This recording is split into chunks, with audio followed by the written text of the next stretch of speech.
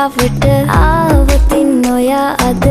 මාගෙම කරගන්නද රහසක් කියලා කිව්වොත් ඔයා මට මාවෙනම් නුඹේ අග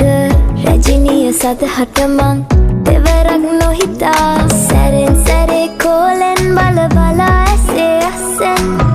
බොරුවට එපා වගේ හිඳින්න එපා රවන්න එපා ටිකෙන් ටිකේ ආලෙන් පුරවලා හිතේ හිස්තැන් නුඹ මට හිතක් වටින කෙනා නිසා චුට්ටක් කතාවට ආවොතින් ඔයා අද මාගෙම කරගන්නද රහසක් කියලා කිව්වොත් ඔයා මට මාවෙනම් නුඹේ අග රැජිනිය සදහට මං